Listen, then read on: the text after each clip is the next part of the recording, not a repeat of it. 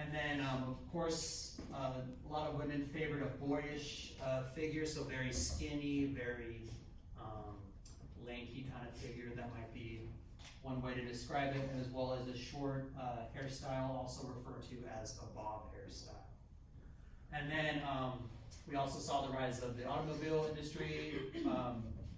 Big brand, or I should say manufacturer, was Ford during this time. We also saw some developments in television, not necessarily for the public around this time, but there's some big developments there. And then movies that started to have actual sound, and the radio as well became a very popular means of the media. And all this technology rise led to the notion of modernity. So to be I guess I'd say maybe a civilized country, you need more technology, you need to be modern.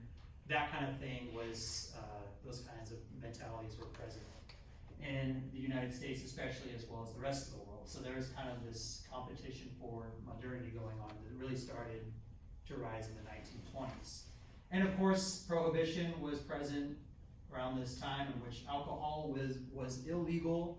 So as a result, this led to the rise of the speakeasy, which is a secret bar / gambling hub for people to partake in such activities.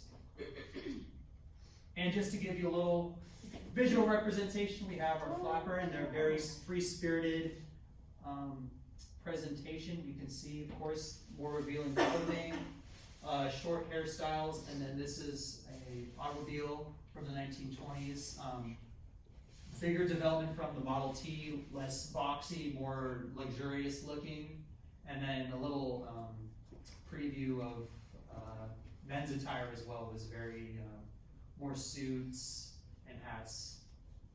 Some few changes here, but mostly a lot of the fashion pertained towards women at this time.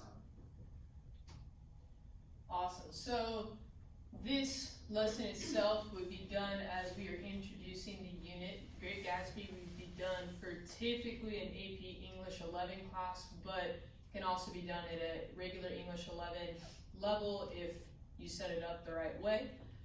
As a result, we're going to go ahead and use our vocabulary to represent various themes that are found throughout Gatsby. Students would also, if this was a lesson in class, be receiving a list of characters so they can follow along with what's going on. But the big thing that you need to note is this, in addition to it taking place in the Roaring 20s, is following World War I. And so the mentality of people during that time is vastly different because they thought they just survived the craziest thing they were going to see, and they kind of lived in this free-spirited, let it roll. The original YOLO idea took place during this. And so you will see a lot of that take place throughout this novel. So the first theme that we look at is envy and jealousy. And while both of those words seem like they're synonyms, they do differ slightly, but both of those themes play out in this novel. But the idea is just, it's a jealous resentment against a rival, a person enjoying success or advantage, or against other successes or advantage itself. The next theme that we see is social class or classism. This plays a huge part in Gatsby. You have people who are envious and jealous of different statures. You have people that are at the highest that look down upon everybody else, which is where the classism comes into play.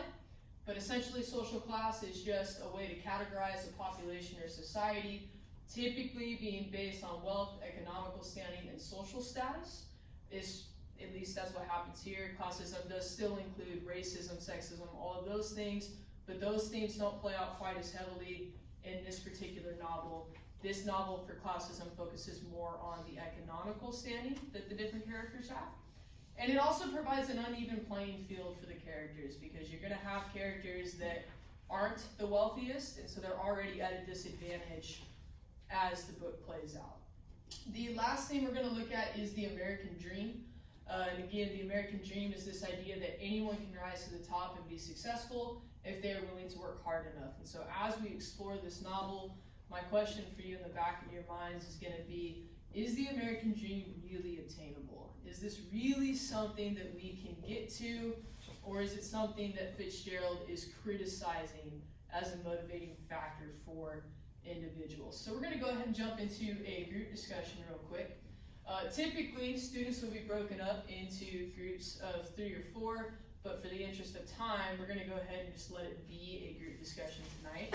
And so, out of curiosity, how do you think that envy and jealousy can be presented today in our society?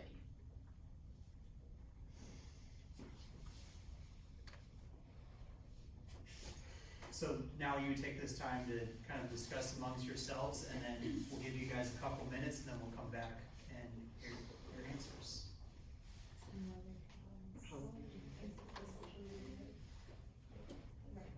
Hey, Corinne.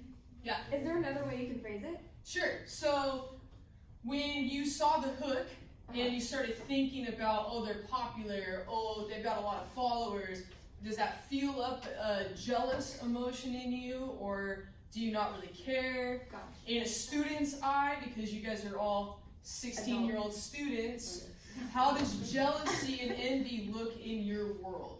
Where do you see yourself getting jealous? Where do you see yourself being envious? When you see the couple walking down the hallway, is that what stirs up? But where do you see the idea of jealousy or envy playing out in our world today? Okay. Yeah, so I think jealousy and envy probably